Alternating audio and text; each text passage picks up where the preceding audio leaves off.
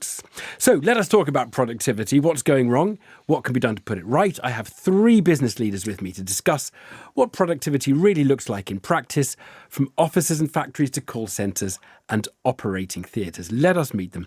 And first up is Katy Davies, Managing Director of 4’s Systems, which is an electronics manufacturer based in Cambridgeshire. Just give us a 3-sentence biography of the company, Katy. OK, so 4’s Systems has been around for 25 years. We're what you call a contract electronics manufacturer. So we don't necessarily have our own products, but we will make other people's products for them. So that is making printed circuit boards, PCBs. We make cable assemblies, wiring harnesses, and we'll put all of that together into our customer's end product. We're on the smaller end of the SME sort of scale. So we have doubled our turnover and doubled our workforce. So we're currently sitting at 20 employees. So we're on a massive growth trajectory. It's my job to make sure that doesn't end anytime soon. So productivity is kind of core to every day. Right. The company is still owned by the founder. He's hitting that point where he maybe doesn't want to be working quite so hard anymore. I came on board just over a year ago. So yeah, I'm part of the succession plan for the company to make sure that it continues to employ a good number of people in the Cambridgeshire area, but also continues to grow and adapt and live on forever. But your background was kind of productivity, about getting more out of a workforce, about business transformation. Absolutely. So when I'm talking about transformation, that's kind of the driver, kind of implicit driver behind all of it, really. So I've worked in manufacturing or engineering for probably the last 15 years. And a lot of that focus has been on, people. So are our people engaged? Have they got the skills to be able to do whatever they need to do and get the most out of every hour that they work? Have we got enough people to do all of the work and maximise the throughput through whichever business it is? Also looking at kind of technology, which we'll come on to, and looking at kind of, even the basics like your layout. Where is your stuff? Can your people get to it quickly? Are they spending their time building things, or are they spending their time looking for instructions or drawings? This is the stuff I want us to talk about, because this just drives me mad when you sort of see a system in an operation where you can see that there's a 14-second time waste between this process, which is being repeated 100 times a day. And you're like, guys. Yes. Yeah. OK, well, we'll come to all of that. Let's meet my second guest, though, who runs an incredibly different operation, but one where productivity is very important. Louise Stead is chief executive of a group of NHS Foundation Trusts, the Royal Surrey NHS Foundation Trust and Ashford and St Peter's Trust. You must be the most important person in the healthcare of Surrey, aren't you? I mean, just about, Louise. Maybe the busiest, I'm not sure the most important. So it's 3 main hospitals and 4 community sites, so 7 sites. Right. Productivity must be quite important. You're not going to measure it in the way you might in a manufacturing outfit, but... No, well, you're absolutely right. So productivity is obviously affected by the number of patients that walk through your emergency door every day. So you might have X number of operations planned, but if those beds are taken up with patients walking through the door, obviously that affects things on a day-to-day basis. Yeah, that's all output, though, isn't it? Yeah. I mean, looking after the emergency patients, looking after the elective patients, it's all output. Do you have huge measuring operations? Is there a software product that is counting your outputs? And There is, yes. So it's called Model Hospital, and it measures everything from the productivity of each business unit. So if you're urology or cardiology, also can measure between different consultants how efficient they are, really hones in on things like theatre operating time. So is your stuff in the right place, exactly as Katy said, all of those sort of things. So that with a recent sort of addition, I suppose, over the last few years called Getting It Right First Time, which is really about making sure we have some sort of process across the NHS that is led by best practice, by clinical excellence, to make sure that we are doing the best we can for patients. Yeah. Getting it right first time, along with making sure people aren't wasting their time trying to find the widget they need to put in the circuit board. Getting it right first time and not having to do the whole job again is another fantastic productivity hack, because if you are doing every job twice, you're half as productive as you would be if you did it right first time. We'll come to all of that. But I need to introduce my third guest, Samir Vayuru, who's the Chief AI and Product Officer at Capita PLC. Capita is a name people may be familiar with. It's very back office. So whose offices are you at the back of? Give us some examples of what you're doing. A lot of our business is with the departments of the British government, local councils included. So we, as an example, run what we call the Fire Service College out in the Cotswolds, where we train firemen and women and deploy them into the field. We do a lot of frontline assessments, like we recruit for some of the armed forces. But you've got a lot of private sector clients as We well. do. So what kinds of stuff do you do? Who are the kinds of clients? So we provide primarily front office, as in contact center solutions in the private sector for utilities in the UK and Ireland. We provide them for financial institutions, and a lot of the retailers use our services for customer handling complaints and all of that. Tell us what you're doing at Capita. I've been in the technology industry for about 30 years. I joined Capita about a year ago, and the brief was very simple. Productivity, or lack of productivity, shows up as wait time. And if I were to boil the gist of my job down, it is how do we reduce the wait time for government services and public services, and even private sector hold times when you call a bank or a utility, because that is the leading indicator of productivity improvement in customer service, in case service management. So that is my job. So this is not about Capita's productivity. This is about Capita's clients' productivity. They're a big consulting firm, a lot of public sector clients, we should say. Yeah, we do touch about 70% of the UK citizens almost every week in some form or the other through one of the services where we provide. So if we were to save a fraction of them time, that is a massive difference. And we'll come to AI, because I do want us to spend a bit of time in this conversation talking about AI, and you've got AI in your job title. But look, just let's open this up. I want to know, we've just got to get to the bottom of what is usually the problem in UK productivity. I mean, I in my head have sort of 100 theories as to what it could be. I mean, is it that we're unskilled or uneducated? I don't think so, because we're as well educated as all our counterparts. I mean, we're not badly schooled. We send lots of people to higher education. What is it? Where are the inefficiencies? And Louise, I want you to start, because you must go around looking at inefficiencies. What are they? Are they just bad systems design or what? I think part of it is a bad systems design, particularly when you look at UK hospitals. People are operating out of hospitals that were built so long ago that some of the plant, you just couldn't make something really, really efficient work in that way.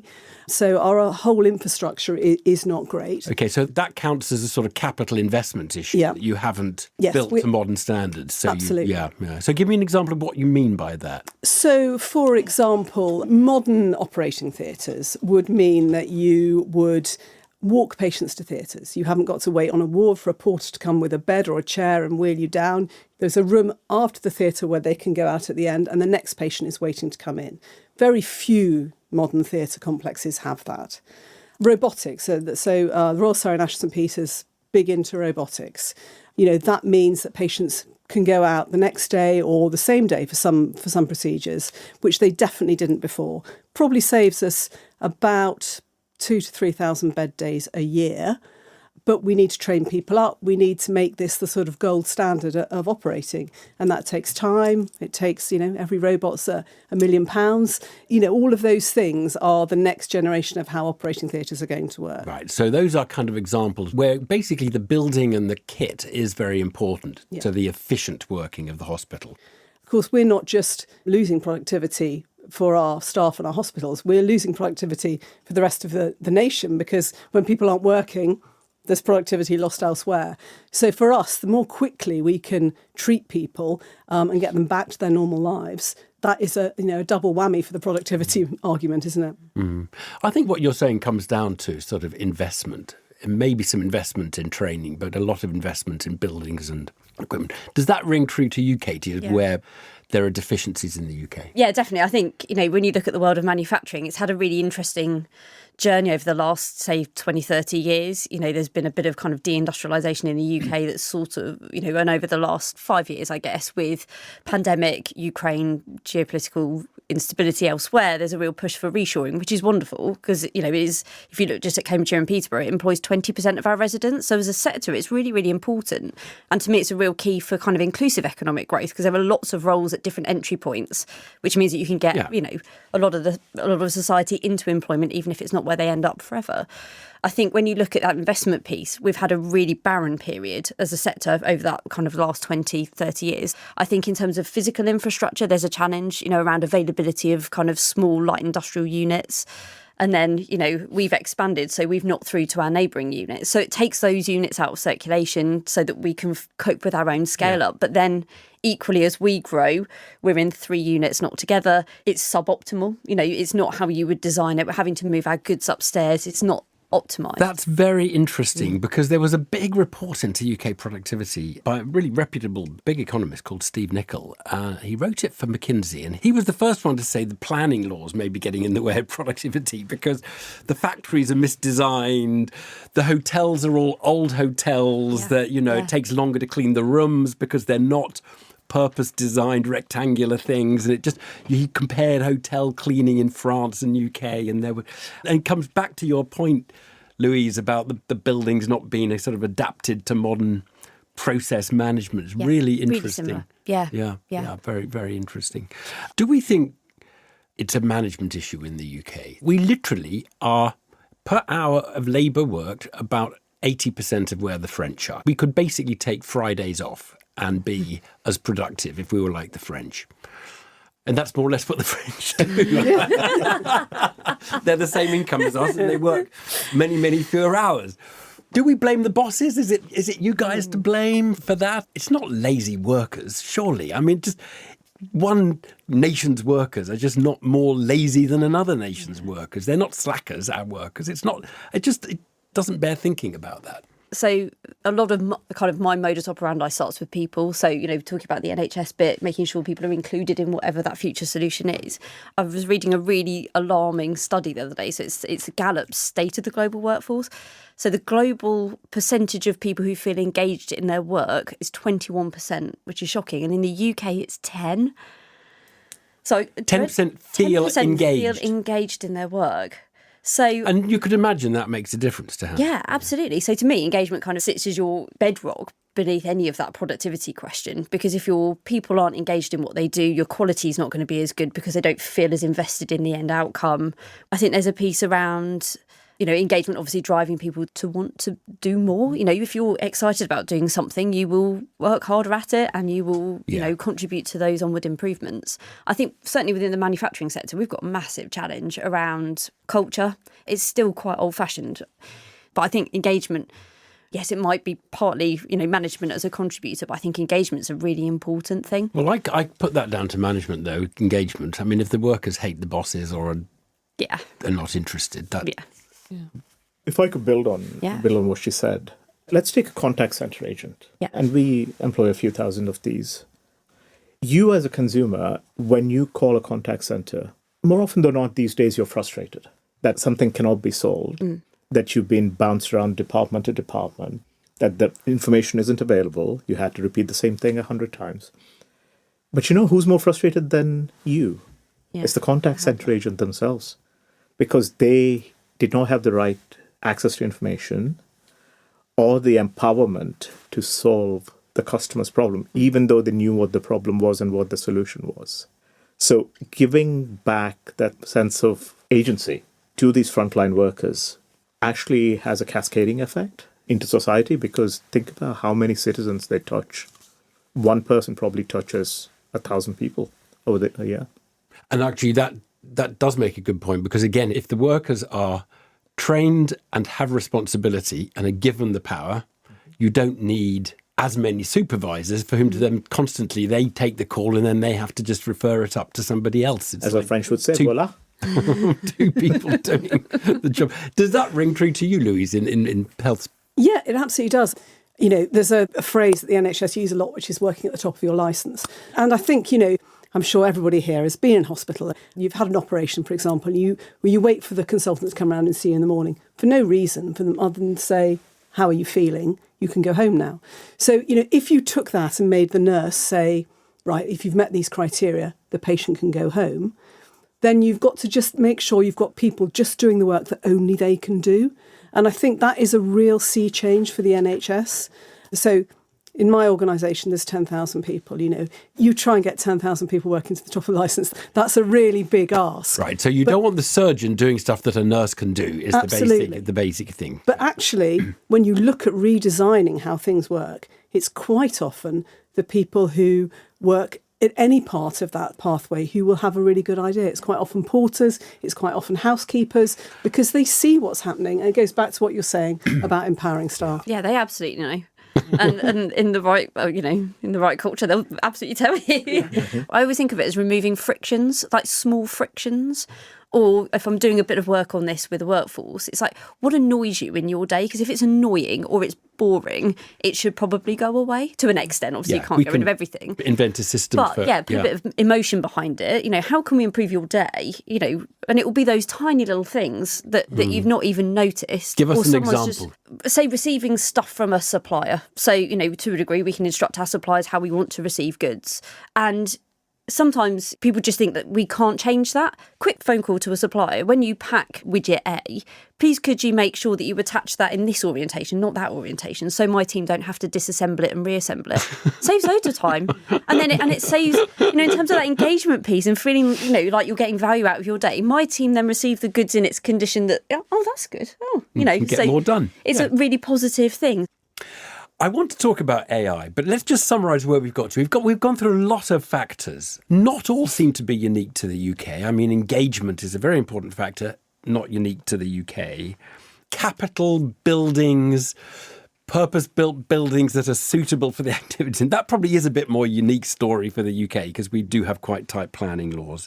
Systems design, management, getting the most out of productivity and culture. These are all really important things. I think the investment thing is where the UK has been below other economies and may account for why we just don't equip people and automate production as much as some other countries do. So that might be part of it. But look, let's talk about where it goes. And Samir, I want you to start because AI is in your job title. Many people are pinning a lot of hope on AI as something that is going to transform corporate productivity. Is that going to happen? We are seeing the signs of that, Evan. So the focus is not the whiz-bang gadget that comes out that creates multiple bunnies hopping on Mars or whatever. It is taking the grind out of these day-to-day systems and processes that degrade your quality of employment and then translates forward, really, into society amplified. And so we're focused on taking all of the documentation, the report writing, and all of that, which is, frankly, 30-40% of a day's worth of work away, so that 30-40% of intellectual capacity can then be freed. Because with every technological revolution, there has been intellectual capacity freed. Give me a more specific example of what the AI does that a human would now be doing. So in a public sector assessment, let me actually use one portion of that. We have basically been processing invoices so that suppliers can provide services to students. And we used to do 1,000 invoices a week. We are now at 1,000 invoices every 30 minutes. What that means is the SMEs get paid quicker, those who are actually providing services to the students. The students actually get an outcome quicker. So you see that compounding effect. And that's because the AI is doing what? It is processing invoices faster. It is a very simple task that a human was doing before, and a human is still checking those invoices. But all of the filling the paperwork, printing the invoices, sending those invoices to the right place, making sure that the invoices get paid, making sure that there's enough funds to pay them.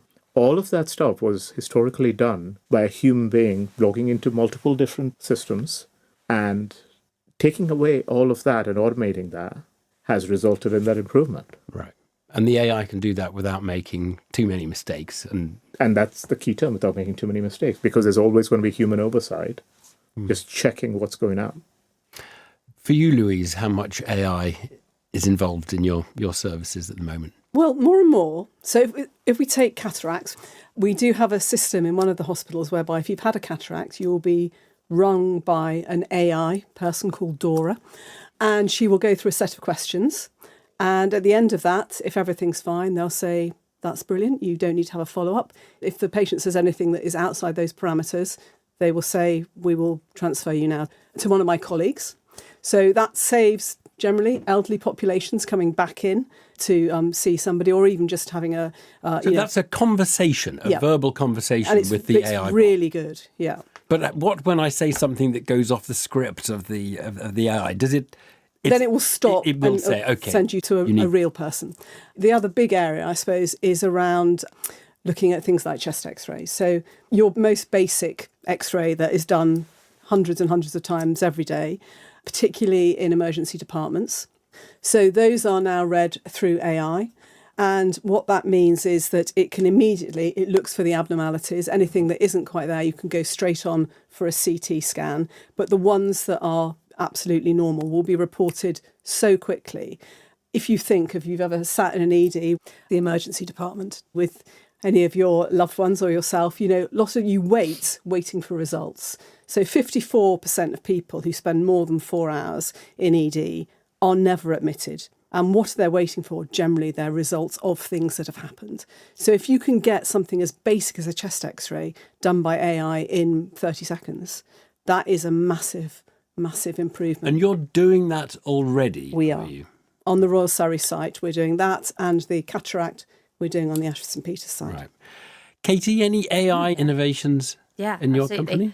So obviously we're very small in terms of headcount. There are only 3 of us doing all the buying, running production, running the company, all of that kind of stuff. So from a personal level, as like an MD of a scaling SME, I want to be able to embrace whatever I can to sort of hack that growth. Because if I'm employing somebody, if I'm bringing somebody new into the business, I want them to be directly involved in making stuff for our customers. I don't want to be adding more overhead into my business if I can. So we have been very paper-driven, simple processes, but quite inefficient. Actually, what can I do to run the company better by just using things like ChatGPT to just help me draft policies, write grants, whatever it is.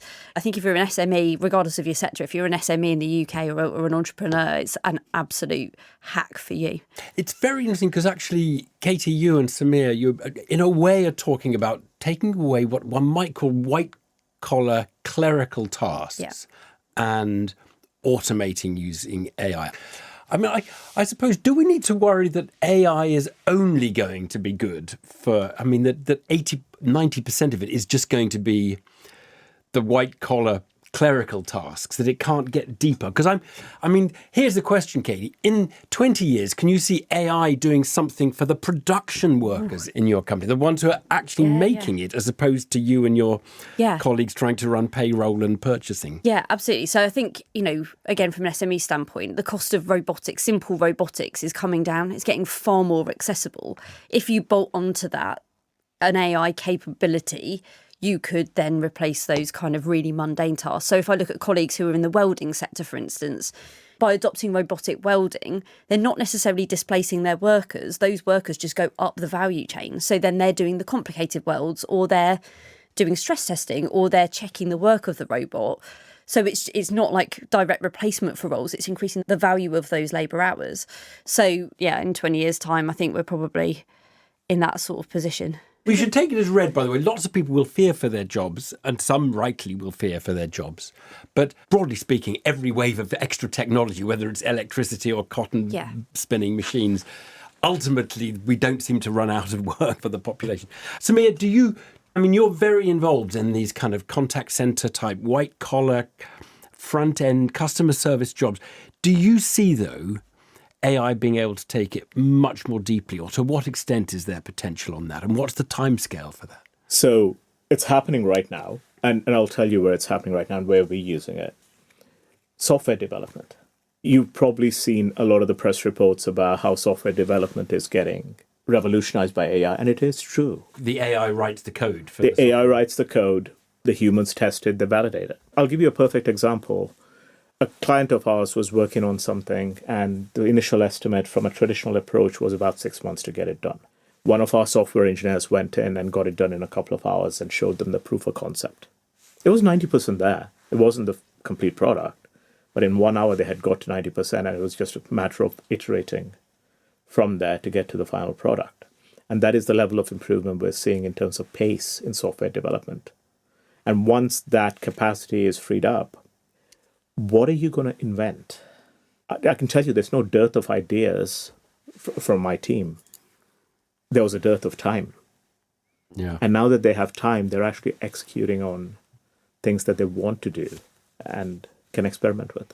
I mean, I suppose I would see this is going to happen in phases. Essentially, at the beginning, everybody uses ChatGPT to chat to GPT.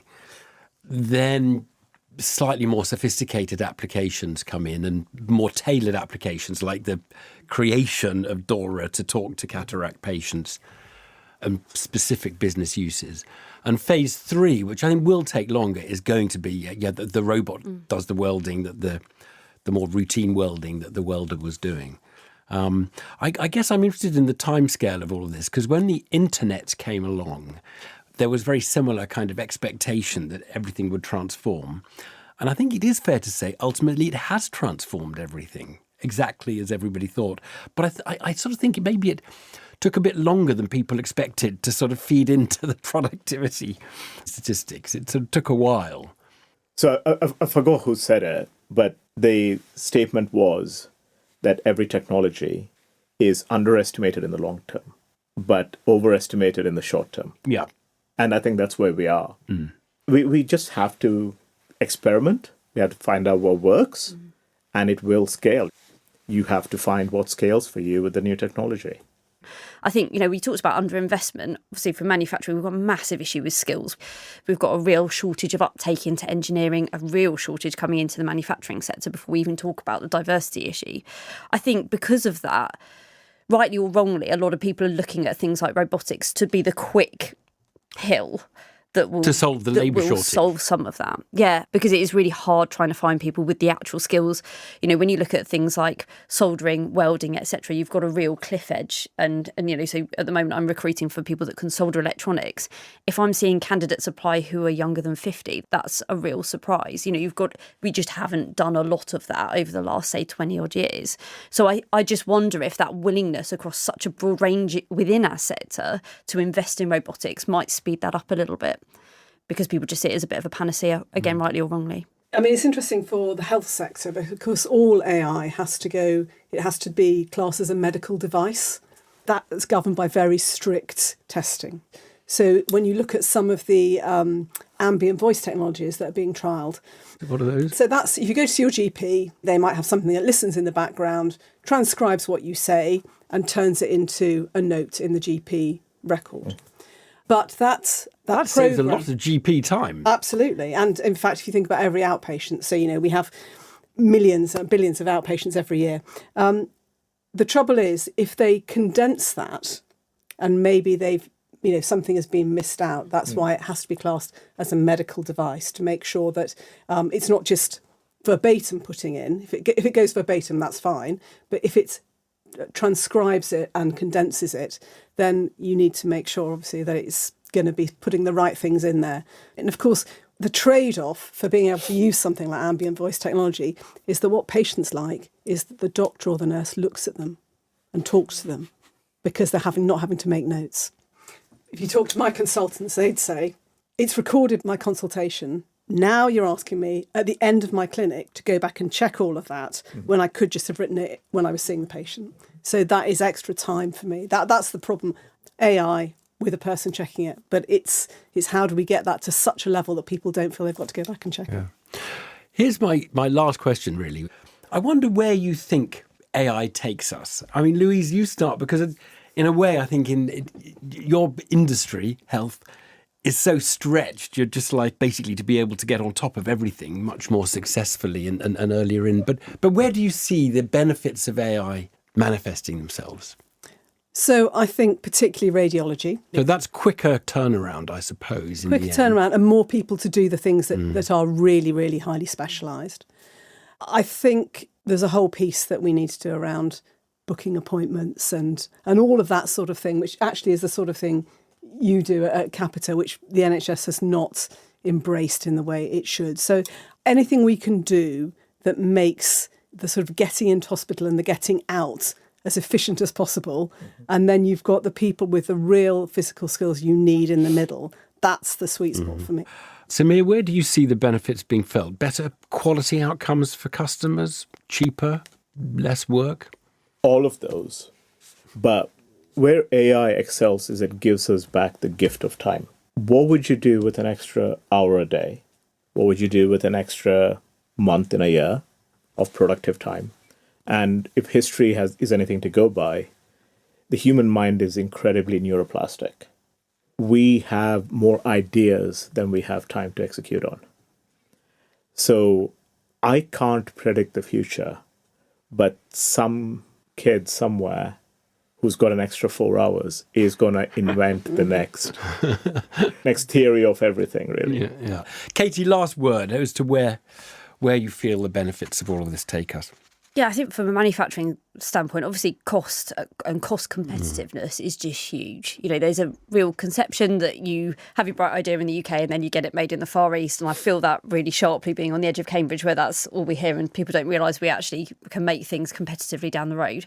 I think retaining that cost competitiveness is absolutely key, making sure that we can actually get the work done for those kind of skills bereft industries. And I think, the quality piece is getting better value and quality of work for people. So I think finding that sweet spot of people working to their absolute kind of skill and their value. It's a really, really interesting time. I mean, we are on the cusp of something, and we'll see over the next few years where it takes us. But look, let us leave it there. Thank you so much to my guests, Katy Davies from Cap Air Systems, Louise Stead from Royal Surrey and Ashford and St Peters NHS Trusts, and Samir Vayuru of Capita. Thank you to them.